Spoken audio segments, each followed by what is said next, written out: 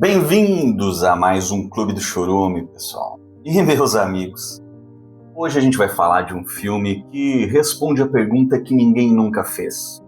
E se um dragão mágico fosse tratado como um problema fiscal? E o filme de hoje é Dragon World, lançado em 1999. É uma fantasia infantil que mistura castelos, dragões, romance sem química, CGI vagabundo, tudo que nos deixa feliz. Isso aqui não é só um filme ruim, pessoal. Isso aqui é uma produção Full Moon e Charles Band. Uhul! E antes de continuar nosso mergulho aí nesse tanque radioativo de fantasia noventista, vamos dar uma olhada rápida na ficha técnica de Dragon World. Título Dragon World, ano de lançamento 1994, direção Ted Nicolau, roteiro Ted Nicolau e Charles Band, são duas pessoas aí para descrever essa pérola. Produção dele, incrível Charles Band. Estúdio, como eu já falei, Full Moon. Gênero e fantasia, aventura familiar, tosquice, nonsense, trash. Duração é aproximadamente 86 minutos. No elenco, pessoal, nós temos aí Courtland Mead, o John na infância, Andrew Keir, que é o avô dele, Ben Pullen, que é o John adulto, Julie Strain, que é a Beth Armstrong. Enfim, é um elenco aí que ninguém conhece, é a galera que ninguém conhece praticamente. O filme foi produzido pela Full Moon, estúdio já citado aqui diversas vezes, e por isso que eu me empolgo sempre falando sobre ele. E ele foi até bem conhecido nos anos 80 e 90 por produzir fantasia, terror, ficção científica, todos eles de baixo orçamento. Mas eles acabaram conquistando um público justamente pelo seu charme trash, essas produções. É melhor do que nada. E agora vale falar também do cara por trás dessa história toda. Eu nem falo do Charles Band, falar aí do Ted Nicolau, diretor. Um nome até bem conhecido para quem curte cinema B aí dos anos 80, 90. E se você nunca ouviu falar dele, calma, isso é completamente normal. Nicolau ele fez carreira principalmente aí dentro do universo de produções de baixo orçamento, muitas em parceria com Charles Band, trabalhando em diversos filmes que foram lançados diretamente para VHS. Naquela época gloriosa, as locadoras eram praticamente templo sagrado do cinema até. E antes de dirigir, Ted Nicolau começou trabalhando como editor, inclusive em filmes produzidos pela antiga Empire Pictures, né, que mais tarde daria origem à nossa glamourosa Full Moon. E foi justamente dentro desse ecossistema que ele achou, ou que ele acabou se consolidando como diretor. Eu consolidando, eu posso colocar até entre umas aspas aqui. Um dos filmes mais lembrados da carreira dele é Terror Vision. Uma ficção científica, poderia até falar uma comédia de ficção científica, para ser mais exato, assim, completamente maluco, sobre um monstro alienígena que aparece através de uma antena parabólica. É isso mesmo, é exatamente o tipo de ideia que parece surgir depois de 3 latas de energética e uma madrugada assistindo TV a cabo. Outro trabalho que acabou virando cult foi o Subespécies, um terror gótico de vampiros. Ele ganhou algumas continuações, inclusive ele acabou virando uma pequena franquia dentro da própria Full Moon. Mas em Dragon World, ele resolveu fazer algo um pouco diferente. Em vez de vampiros, monstros grotescos gelatinosos ou ficção científica maluca, a proposta aqui era uma fantasia mais leve, quase como um ponto de amizade entre um garoto e um dragão. Claro, dentro das limitações aí de orçamento que são impostas, né? Ou que você possa esperar de uma produção da Full Moon. Então, o resultado acaba sendo aquela mistura curiosa, né? Uma história com coração, mas com os efeitos especiais aí, né? Os CGIs, que às vezes parecem sair diretamente de, primeira geração de PlayStation.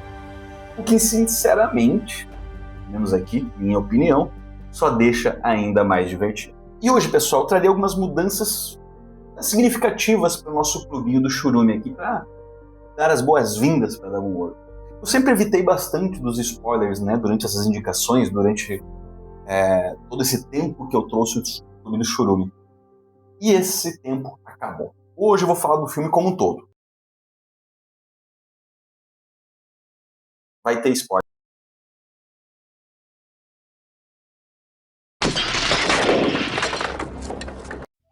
Mas vamos ao filme, A Promessa da Magia.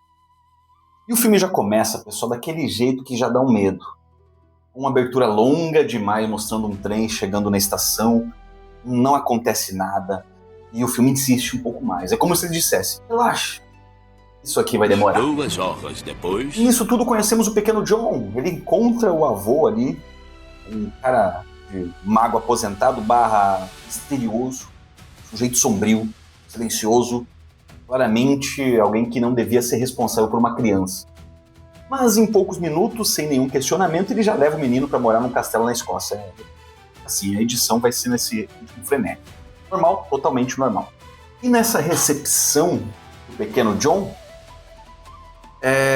ele acaba ganhando do avô misterioso uma gaita de fole, que pelo jeito ela espanta ovelha, controla vento, abre portal dimensional, e é basicamente o controle remoto do filme, do roteiro a partir desse ponto.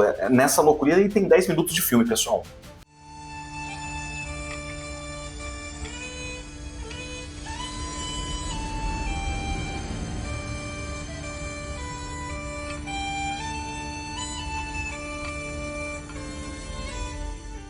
John toca gaita, deve ser parente do Júlio Nagai, e surge um filhote de dragão.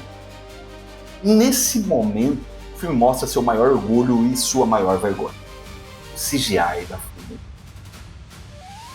O dragão, ele parece que não tem peso, não tem sombra, não parece estar no mesmo plano que ninguém ali, mas o filme olha para aquilo e diz, tá ótimo, segue para a próxima cena. O melhor é que existe essa aproximação entre John e o dragão e a família aceita como se fosse um cachorrinho novo. Ninguém entra em pânico, ninguém chama a autoridade, é só mais um pet que cospe fogo, tá tudo certo. Aliás, nesse momento ele não cospe fogo, é um filhotinho ainda, mas mesmo assim todos percebem que se trata de um dragão. Nisso tudo existe o salto temporal. A edição aqui é frenética, pessoal. Não estou engolindo etapas aqui, é isso mesmo. O avô morre. Faleceu. Todo mentor místico precisa morrer, lógico. O filme pula no tempo com a delicadeza de um tapa na cara. E de repente, o John é adulto, o dragão é gigante, não tem transição emocional, sem impacto, sem construção, enfim, tá ali. A escala do dragão, inclusive, muda o tempo todo nessas cenas. Às vezes ele parece um prédio de 20 andares, outras vezes um cavalo gigante, mas tudo bem, não é pra fazer sentido isso, eu acho que não. Isso já chega uma equipe de filmagem ali nesse local, né, na propriedade, e já sai invadindo, como se nada fosse. Uma equipe pequena, mal equipada, desorganizada e intrusa. Curiosamente, até deve ser parecida com a produção do próprio filme. E aí você já vê que existe ali um romance entre John e Beth. E promessa de romance. You scared me. Are you alright? I was just listening to my music. I heard no music.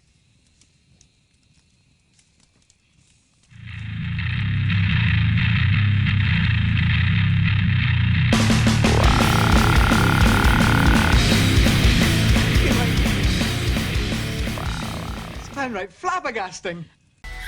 Não tem muita química, a atuação é bem dura, mas assim, no roteiro insiste. Vai ter que ter um beijo aí nesse filme, com certeza. Neste momento é que o filme abandona qualquer ilusão de fantasia infantil. Descobrimos que John tem problemas com impostos. Sim, o conflito central do filme agora é a receita. Entra em cena o vilão McIntyre, um empresário cuja única motivação na vida é ter um dragão. Isso me parece isso. Ele usa aí uma chantagem fiscal para convencer a John a entregar o bicho. Então é assim: capturar o dragão, transformar em atração, ganhar dinheiro e pagar as contas existentes ali na fazendinha, ali no castelo escocês. Uma ideia que claramente nunca assistiu King Kong, né? Ou assistiu e vai copiar mal. A captura do dragão é simplesmente maravilhoso. É um queijo ali com tranquilizante, o modo que ele apaga é muito bom. Não tem dilema moral, é sem consequências, é isso mesmo. Ele é levado de helicóptero pra uma cena triste, feia, sem impacto, mas ele é levado ali tentando ser grandioso.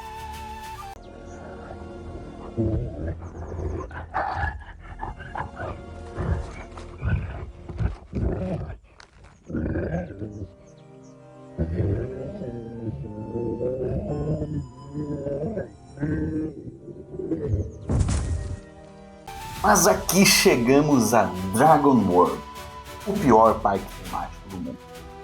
O dragão ele vai ser apresentado ao público aí, né? Um dragão real. E a reação das pessoas é praticamente indiferença. Parece que elas estão olhando aí para uma maquete de feira escolar, o que parece realmente... o parque em si ele parece uma maquete, né? Nisso o dragão fica deprimido, claramente desolado. E aí, nesse momento, claro que o filme pensa: excelente momento para ter um beijo aqui, veja só. E então, pessoal, nesse ato de rebeldia desse dragão desconsolado, no meio do parque vagabundo, esse ato de rebeldia e anarquia, ele cospe fogo, espanta meia dúzia de pagantes. E, pra mim, é a melhor cena do filme, de verdade.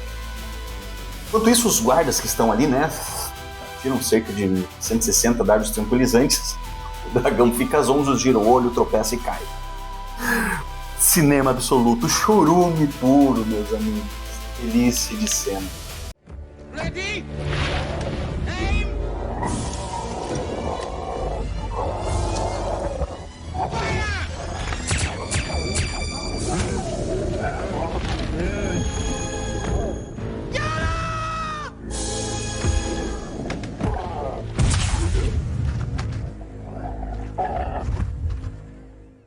Chegamos ao próximo ao ato final. Tem uma pegadinha, depois vocês vão entender, caso não tenham assistido o filme.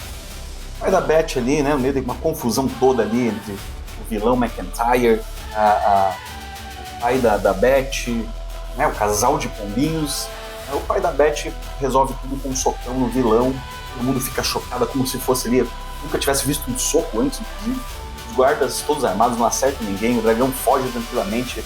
A cena em si dessa fuga maravilhosa me parece, não sei se tenho que não consegui averiguar, aliás, não sei se tem uma fonte, mas parece que tenta emular ali História Sem Fim. Só faltou a parte da magia, trilha marcante, algum impacto. Mas é uma cena que arranca risadas, arranca risadas.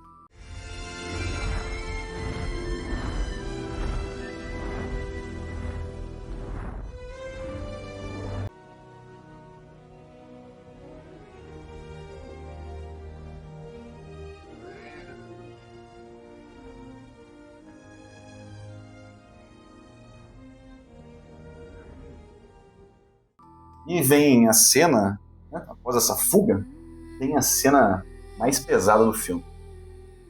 Sim, eu não estava preparado para isso no momento que assisti. John ele manda o dragão embora. Diz que o dragão é um fardo. Nunca queria tê-lo encontrado. É emocional, é triste. É o completamente desproporcional ao restante do filme, fica pesado. A trilha sonora perfeita para isso é a música triste do Chaves.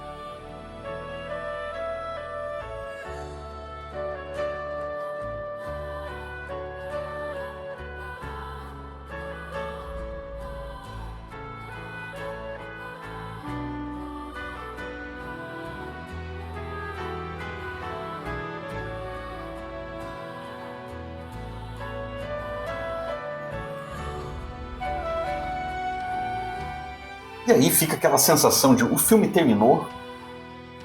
O filme termina, teoricamente, nessa parte. E termina de novo, e termina mais uma vez. Enfim, ele vai trazendo ali diversas camadas e não termina. Pra resumir, o John casa, ele tem um filho, o dragão volta pra ver o bebê, a família é reunida, o dragão faz um barulho estranho, um uivo, um urro que ninguém sabe explicar, e agora acabou, eu juro, esse é o final do filme. E é o resumo mais rápido que eu pude fazer.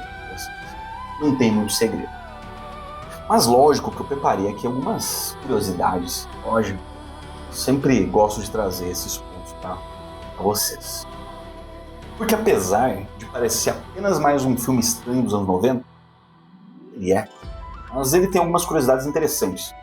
Vejo que grande parte do filme foi gravado na Escócia, aproveitando o castelo, paisagem natural, para dar ao filme aquela sensação de fantasia medieval mesmo, né? Uma solução comum em produções de baixo orçamento, já que as locações reais ajudam a compensar a falta de cenários mais elaborados. Para começar, o castelo que aparece no filme é de verdade. Ele pertence ao Duque de Rutland. Aparentemente, ele curtiu tanta bagunça da produção, passou várias vezes pelo set. E não foi só visita de cortesia, não. Em alguns momentos do filme, esse nobre britânico até ajudou a manipular o boneco do dragão. Ou seja, oficialmente temos um duque operando um fantoche de dragão num filme B dos anos 90. A aristocracia britânica nunca foi tão útil. Falando em elenco, esse foi o último filme da atriz Lila Kay. Depois disso ela acabou se aposentando do cinema e nada me tira da cabeça que ela ficou envergonhada de ter aparecido nessa obra e desistiu. Mas, com certeza, eu estou aqui imaginando situações. Tem uma coincidência curiosa. A Lila, né, e o John Woodvine também aparecem juntos no clássico Um Lobisomem Americano em Londres, lá de 1981. Boa indicação, inclusive, assistam. Mas em suma, os dois veteranos de terror acabaram cruzando o caminho novamente, dessa vez num conto de dragão feito com dinheiro de troco que encontrou debaixo da almofada do sofá. Agora um detalhe nerd interessante, o nerd me achei interessante, pelo menos. O dragão mostrado no filme não é exatamente um dragão clássico. Na verdade, ele é do tipo Wyvern. Se você nunca ouviu esse termo, a diferença é bem simples. Os dragões tradicionais têm 4 patas e 2 asas. O Wyvern tem apenas 2 patas e as asas funcionam como braços. Além disso, essa criatura costuma ter uma cauda venenosa e parece muito em brasões medievais e na heráldica europeia. Ou seja, pelo menos esse detalhe o filme até tentou ser historicamente correto, né? Dentro do possível, lógico. Outra curiosidade, o roteirista Michael Nagan, na verdade, não existe. Esse nome é apenas o pseudônimo do escritor Ed Narra. Preferiu usar outro nome nos créditos. Talvez por modéstia, ou talvez porque ele já imaginava que o filme poderia acabar na sessão da tarde das locadoras eternas. E tem mais, o diretor, o Ted Nicolau, como eu disse, conhecido por trabalhar bastante nas produções da Full Moon, ele já declarou em entrevistas que Dragon World é seu filme favorito entre todos que ele dirigiu. Sim, entre todos. O projeto, inclusive, originalmente seria produzido pela Empire Pictures, né, a antiga empresa ali do Charles Band, ainda lá no final dos anos 80. Mas como acontece com metade das produções de fantasia de baixo orçamento, o projeto ficou parado por anos até finalmente sair do papel, aí sim, com a Full Moon, com o Ted Nicolau e toda essa galerinha que eu comentei.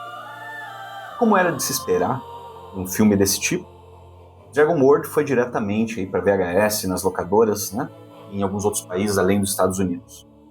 Mas, curiosamente, o filme teve uma pequena exibição nos cinemas do Reino Unido em 1995, durante o Northwest Film Festival. Ou seja, em algum momento da história, pessoas realmente compraram ingresso de cinema para ver esse dragão. Passamos pelas curiosidades. Pessoal, agora eu vou deixar aquelas indicações desses filmes aqui com alguma relação com o nosso filme de hoje. Primeiro, Dragon Horde, de 1996. Cavaleiro Desiludido forma uma improvável aliança com o último dragão vivo. E juntos eles percorrem reinos enfrentando tiranos e descobrindo os valores como honra, amizade e coragem. Uma aventura fantástica, emocionante. Muito mais sério do que o Dragon World, mas eu gosto muito desse filme, por isso estou indicando. Não tem nada a ver com o trash em si. Outro, de 1977, que queria indicar aqui, Pete's Dragon. É um garoto órfão que encontra amizade e proteção em Elia, um dragão invisível e extremamente carismático. Bom, esse é um clássico da Disney. E também traz esse poder da amizade aí, e a imaginação. Assim como o filme de hoje, ele tem muito disso, mas numa escala totalmente diferente. E por último, pessoal, e vejam que hoje eu venho com minhas indicações extremamente sérias. The Never Ending Story, ou História Sem Fim, de 1984. Como eu disse, eu vejo até que esse filme teve cenas aí que tentaram emular algo do História Sem Fim, né? Basicamente, após encontrar um livro misterioso, o garoto mergulha aí no mundo de fantasia, precisa ajudar a salvar um reino, e, enfim, tem a cena mais triste da história que traumatizou aí muita criançada, ou uma das cenas mais tristes, né? Enfim, ele é repleto de criatura incrível, aventura, excelente filme. Mas quanto ao veredito, encerramento aqui, falando de Dragon Ball, ele é um filme confuso, pessoal, mal feito, tecnicamente fraco, emocionalmente perdido. Ele tenta ser fantasia, infantil, drama adulto, romance, filme de monstro. Ao mesmo tempo, não é nada disso, mas é exatamente por isso, meus amigos, que ele entra oficialmente no Clube do Chute. Que poucos filmes, poucas produções conseguem transformar um dragão mágico em um problema fiscal, um trauma emocional, uma decisão conjugal e sei lá, trazendo aí 1h30 de pura diversão e tosquice. E se você gostou desse novo formato, já deixa o like. Se não gostou, a culpa é do dragão.